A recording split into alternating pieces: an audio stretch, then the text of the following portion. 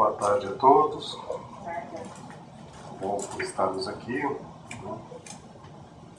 E como eu estava falando com o pessoal, hoje, como é Dia das Mães, o tema vai ser bem leve, bem tranquilo, né? Para a gente poder estar aí de acordo com essa data. Então nós vamos começar falando de suicídio. Né? Vai ser daí para baixo, viu?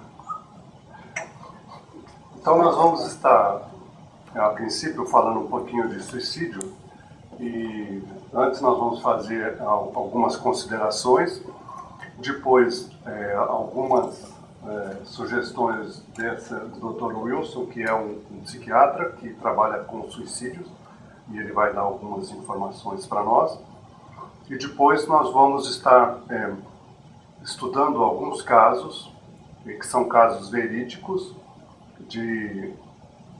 primeiro de ocorrências em casas espíritas, de motivos porque as pessoas pensavam em suicídio, depois algumas declarações de espíritos que cometeram suicídio e eles vêm nos trazer um depoimento deles, né? Depois nós vamos também estar falando sobre pessoas que perderam entes queridos, e como seria interessante a gente estar abordando o tema com eles. Vamos também falar de drogados, e depois, para a gente fechar assim, de uma forma mais tranquila, aí nós vamos falar de crianças. Tá bom? Combinado? Então vamos dar início com as considerações preliminares. Então, em decorrência da seriedade que se reveste o problema, antes de falarmos sobre os motivos que podem levar ao suicídio, com vários casos extraídos de entrevistas na Casa Espírita, transcreveremos alguns apontamentos de aula ministrado pelo Dr. Wilson Ferreira de Mello, como segue. E ele diz lá: aos estudiosos do problema do suicídio suscita-se, dentre outras, a pergunta: o que se passa na alma do suicida em potencial? É óbvio que inúmeras respostas se poderiam obter, as mais diversas, de não estar imune aos impulsos da autodestruição, e há uma série de estados doentios, psicoses, que de certa forma condicionam a elaboração de uma ideia suicida. Dentre os pacientes que atendemos na clínica dele, houve alguns que acabaram se suicidando mesmo, apesar de muitos deles se confessarem espiritualizados. Todos nós sabemos que uma idade áurea da humanidade foi a da Grécia Antiga. E ela foi, entretanto, efêmera, pois os homens não tinham qualquer base religiosa e, ao se sentirem inferiorizados pela idade decrépita, por uma doença incurável ou por algum defeito físico, eram levados a se autodestruírem, dentro de um conceito coletivo de autocrítica evidentemente exagerado. É conhecido o fato de que, em certa época, o suicídio foi perpetrado sobre o impulso do medo. Então é interessante que, apesar da Grécia ser tão rica em filosofia e em todo um padrão de moral muito elevada, mas era um hábito ali, mesmo alguns pensadores e algumas pessoas até nobres dentro da estrutura grega cometerem suicídio quando chegavam numa idade avançada, né, e não esperavam a morte natural. E isso marcou muito, durante muito tempo, né, porque a Grécia era o exemplo de cultura daquela época. Então essas ideias em torno do suicídio foram, de certa forma, difundidas para outros locais, né, pela influência da Grécia. A história nos revela muitos casos de condenados à morte que, não suportando a ideia do sacrifício próximo, paradoxalmente decidiram abreviar a existência através do suicídio. Houve também crises coletivas de suicídio, uma das quais foi involuntariamente provocada por Goethe, o pensador emérito, né, alemão, que se sobressaiu de todos os seus contemporâneos e que foi levado a ter ideias suicidas por motivo de uma frustração amorosa. Com o seu livro Werther, provocou uma espécie de epidemia de suicídios em toda a Europa, já que apresenta no romance um patético relato de um amor não correspondido que redunda no suicídio do personagem principal. Predominantemente, o problema afetivo apresenta-se como responsável pelas crises de suicídio. Seguem-se-lhes as dificuldades financeiras, depois as desavenças conjugais, e o suicídio é produto da descrença momentânea ou crônica por parte do indivíduo em relação aos valores positivos que se oferecem à humanidade, ou em relação ao objetivo acidental de seus sentimentos afetivos, no caso amoroso. A descrença, como é óbvio, acarreta a frustração. Hoje em dia, há muito menos suicídios do que no século XIV, ao contrário do que se pode supor. A explicação é a seguinte: atualmente há muito mais anseios de pesquisa na humanidade em decorrência do progresso material, e por que não dizer espiritual a que atingimos. Quanto mais se esclarece o homem, menos vulnerável se torna ele às ideias de autodestruição. A filosofia é também uma poderosa arma contra essas ideias. Dentre os tipos suicidas encontrados, desfilam pelas clínicas psiquiátricas os mais variados portadores de ideias tendentes a esse mal, como expõe o Dr. Wilson Ferreira de Mello.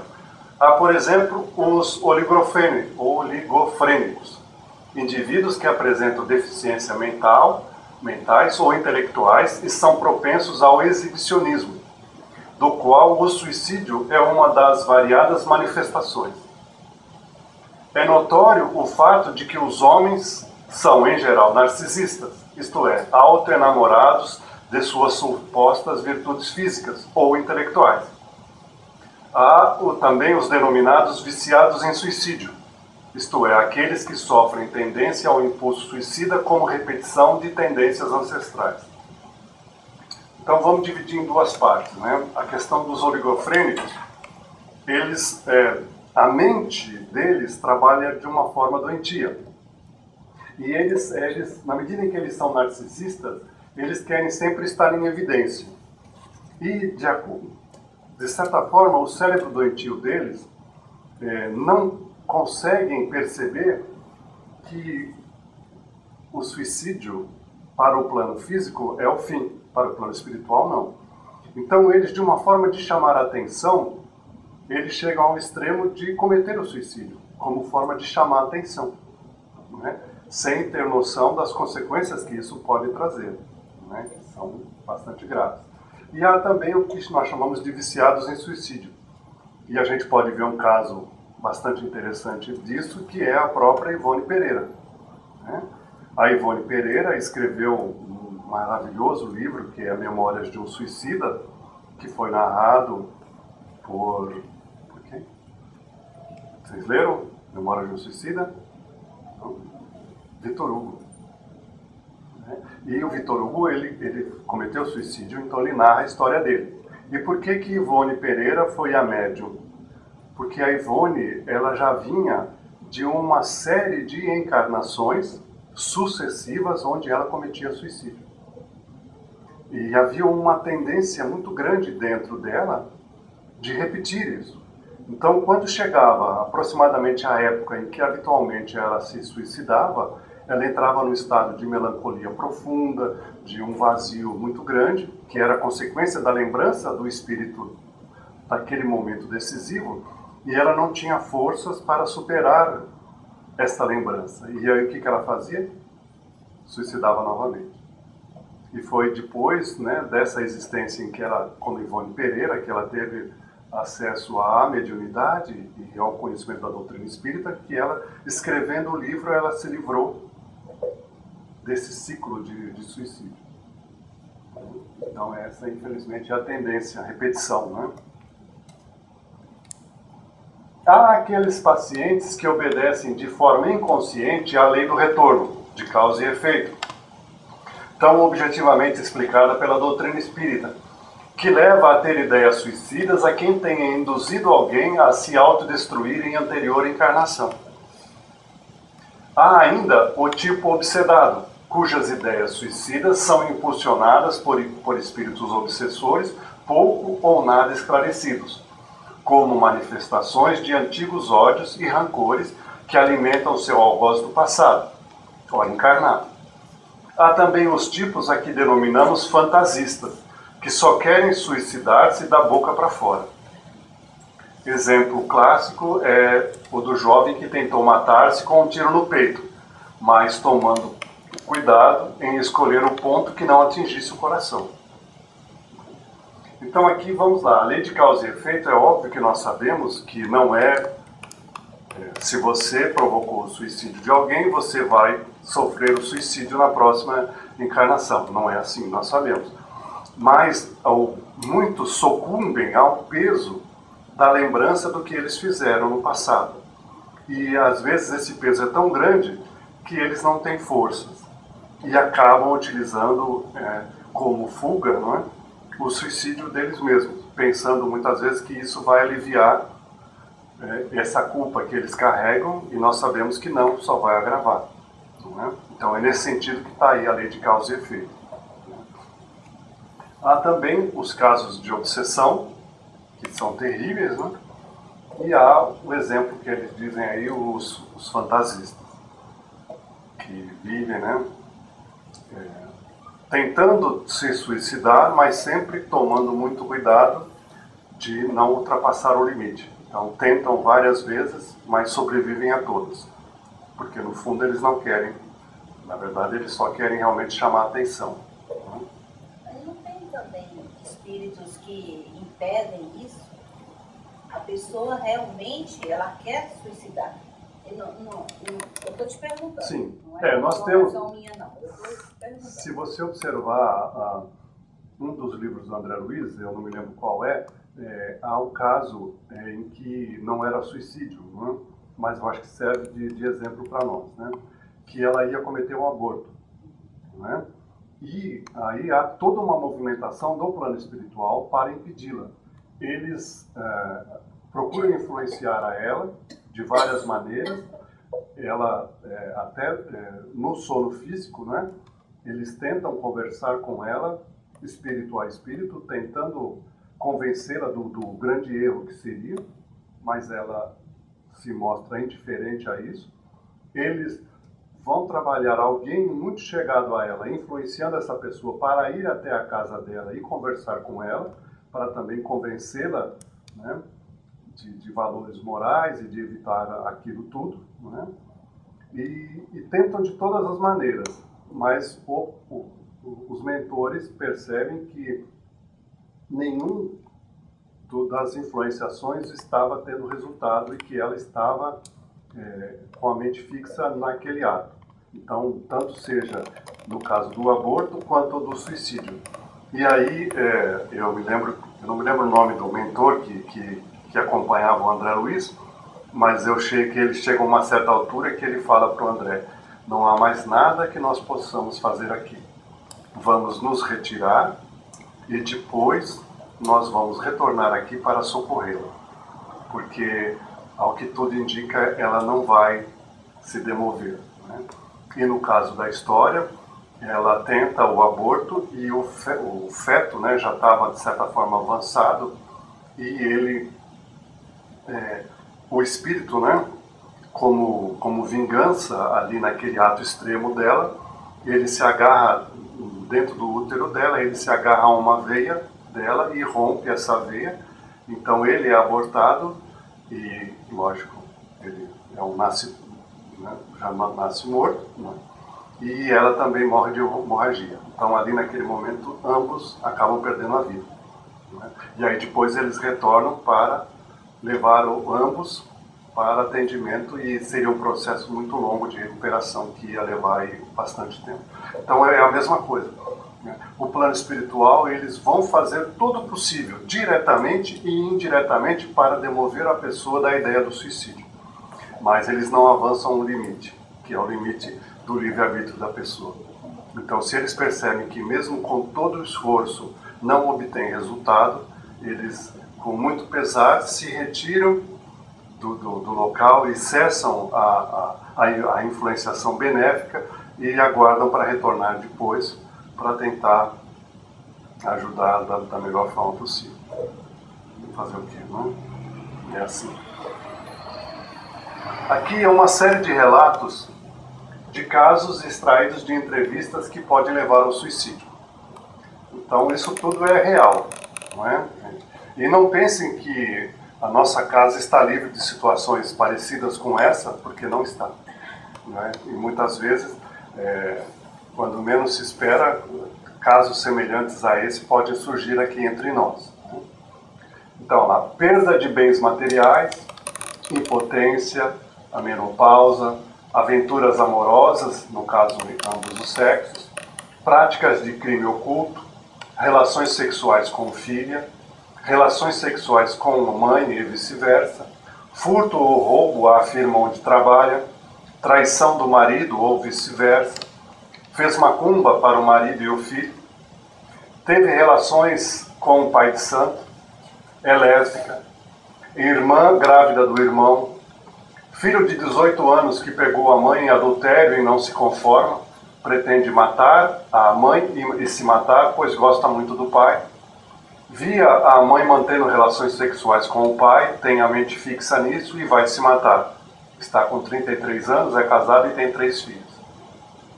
Mulher pegou o marido, que no caso era o padrasto, tendo relações com a filha casada, que tem 2 filhos e está com fixação mental. Mulher tem um marido impotente e ficou grávida de um senhor de cor negra. Envenenou o marido aos poucos por ciúme, até a morte. Está arrependida, tem 7 filhos, o mais velho com 18 anos, e acha que não vão perdoá-la. Teve relações sexuais com o padre, está apaixonada, mas ele não a quer mais. Vai matá-lo e suicidar-se. O médico ginecologista forçou-a a ter com ele relações sexuais no consultório. Deve falar ao marido, está quase louca, emagreceu vários quilos, só dorme com calmante, tem a mente fixa.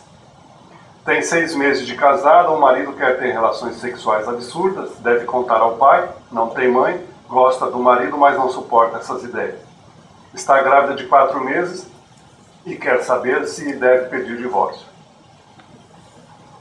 Então são relatos verdadeiros de pessoas que chegaram à casa espírita com propensão suicida. E vocês veem que varia de uma gama muito grande de casos. Não é? E que orientações a gente pode dar a uma pessoa que chegue até nós com ideias suicidas? Então, é de importância fundamental saber como a pessoa pretende suicidar-se e nunca contradizer ou dar conselhos para que não faça isso. Deve o entrevistador, sempre que possível, contar histórias sobre os suicidas. Deve explicar a maneira como os que praticaram este ato, já no outro plano, voltam e vêm contar o que lhe aconteceu. Há história para os envenenados, os enforcados, os que se jogam das alturas, os que se lançam sobre veículos em movimento, os que se atiram com arma de fogo, etc. Veremos pouco adiante a descrição de casos que envolvem suicídios nas modalidades aqui expostas e como as cenas se apresentam aos próprios espíritos delas participantes. Como orientação ao entrevistador, nos casos dos tendentes ao suicídio, os cuidados com o início da entrevista são muito importantes. Deve-se iniciar a entrevista perguntando se a pessoa acredita na reencarnação. Se a resposta for sim, tudo fica mais fácil. Temos a lei de causa e efeito. Aí o caminho é muito tranquilo, né, gente? Explicar as consequências do suicídio. Se a resposta for não, o entrevistador deve lançar outra pergunta em continuação. Acredita em Deus? Se a resposta for não, então deve-se buscar uma ideia do universo, do corpo humano, da harmonia e perfeição em tudo, e perguntas: já parou para pensar em um ser superior a comandar os reinos mineral, vegetal, animal e nominal, etc. Continuando, quando o entrevistador a essa altura já sabe qual é a ideia de propensão ao suicídio, passará a relatar uma história que possa de algum modo atingir a pessoa em desequilíbrio. Daqui nós vamos ver agora alguns exemplos de espíritos que desencarnaram através do suicídio e que vêm trazer o depoimento deles. Né? Porque, pelo que as pessoas que trabalham nessa área de suicídio, pelo que eles narram e eles nos trazem, normalmente o suicida que vem com uma tendência muito forte, quanto mais você tentar argumentar com ele, né, com relação ao que ele quer fazer, mais negativo vai ser o efeito. Por isso que diz aqui que você não tem que ficar falando para ele que ele não pode fazer aquilo e etc e tal, porque ele tem aquela ideia fixa.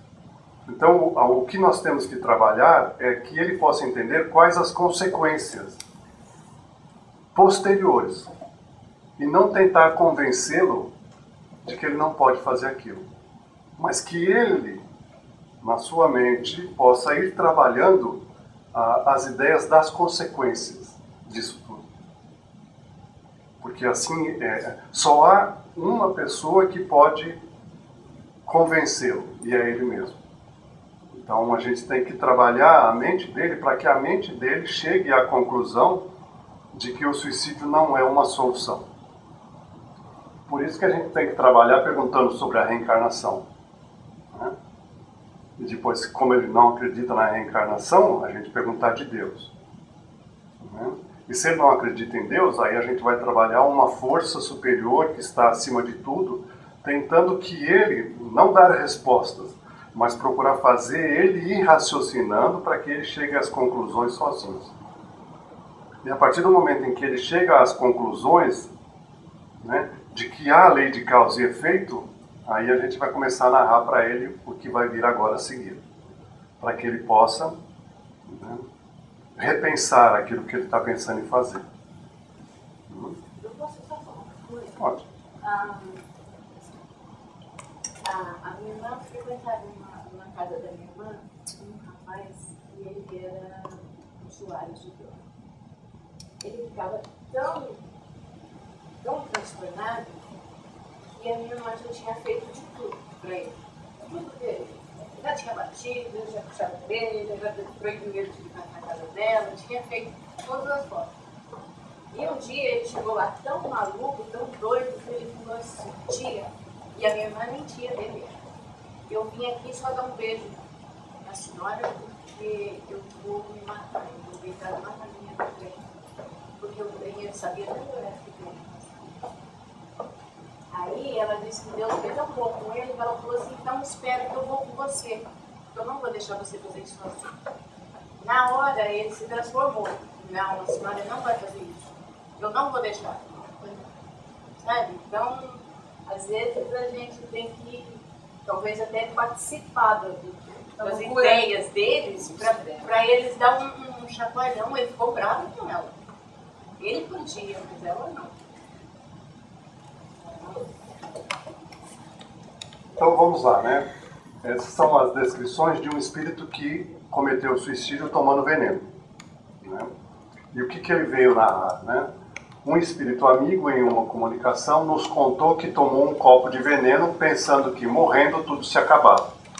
E sua surpresa foi grande ao sentir que tudo continuava no plano espiritual como se em vida física. Sentia as dores por anos seguidos. E além disso, os espíritos inimigos lhe mostram todo o estômago e intestinos corroído pela droga. Sente fome e sede e lhe dão fezes e restos de tripas, pulmões, sangue coagulado de cor preta. E vê sair tudo por baixo. Ainda, se nos envenenamos, nas próximas reencarnações, voltamos com problema nas partes atingidas pelo veneno. Tem que ser coisas para realmente balançar, né? Enforcamento. Quando nos suicidamos por enforcamento, passamos a olhar o nosso corpo pendurado. As artérias muito grossas, o cabelo despenteado, a língua enorme, grossa e roxa, as narinas soltando catarro e sangue preto, os lábios grossos e a boca aberta. Os dentes parecem enormes, os olhos estufados e roxos. Dos ouvidos jorra sangue. Os braços pendurados e deslocados, enorme quantidade de fezes pelo ânus, escorrendo pela perna e deixando uma fedentina que ninguém suporta. Somos levados ao Vale dos Suicidas e as cenas continuam em nossa mente, durante anos. Reencarnamos com problemas físicos e mentais. Ficamos vendo as cenas serem lançadas pelos nossos inimigos. Vamos ter várias reencarnações nos manicômios, hospitais e casas de saúde.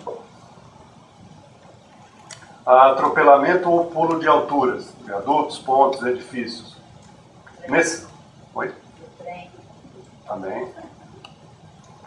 Nesses casos, já como espíritos, começamos a ver pessoas em nossa volta, o nosso corpo coberto com jornais ou trapos e a sensação de pesadelo.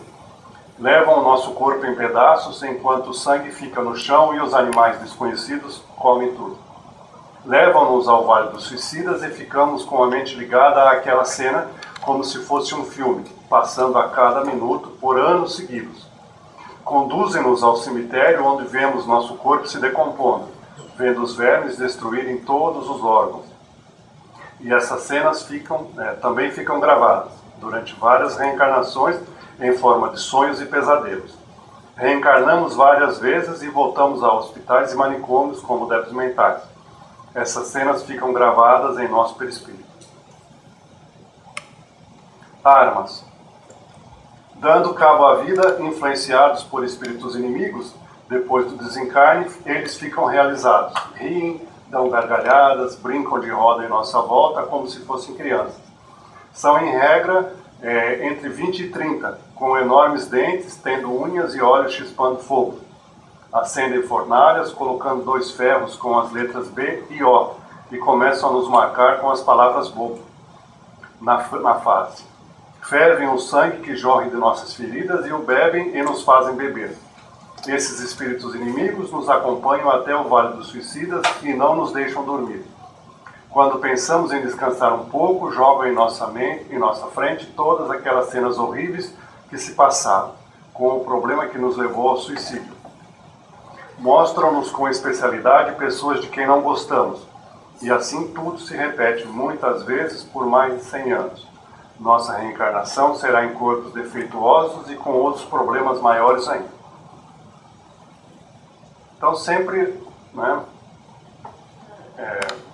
procurar, é lógico que não de uma forma grosseira nem uma forma ofensiva, mas procurar provocar o choque nele, porque só um choque muito grande vai fazer com que ele possa repensar a questão do suicídio e mudar a orientação dos seus pensamentos, para que ele tenha certeza de que colocar fim à vida é o começo de um problema maior do que ele acha que está enfrentando. Depois que ele tomou esse choque, que ele começou a repensar isso, aí sim a gente vai ter condições de falar para ele,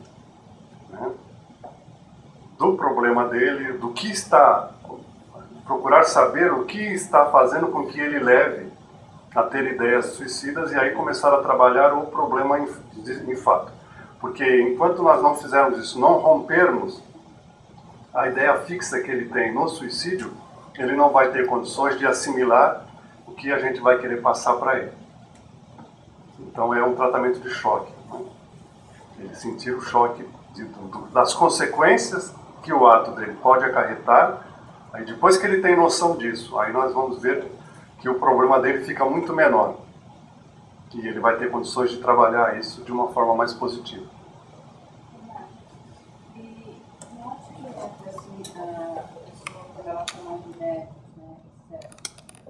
De certa forma, é um envenenamento.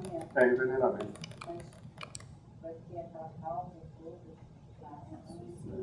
É um envenenamento. O tratamento é o mesmo. Infelizmente.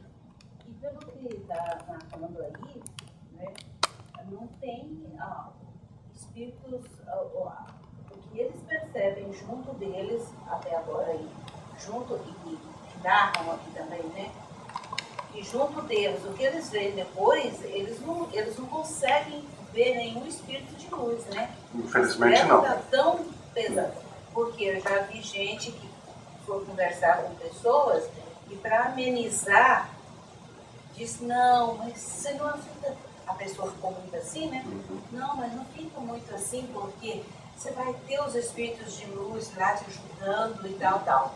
Para o suicida, não. Como forma Vai um tempo. de caridade, se já uma pessoa, vamos supor que um membro da tua família já cometeu um suicídio, e aí você vem até a casa, aí você pode estar falando para ele, olha, não, nós vamos orar para que o plano espiritual possa, mas deixar muito claro, ele vai ter que, ele é responsável pelo que ele fez. Ah, mas ele não sabia. É. Tem essa pergunta também, né? Aí o outro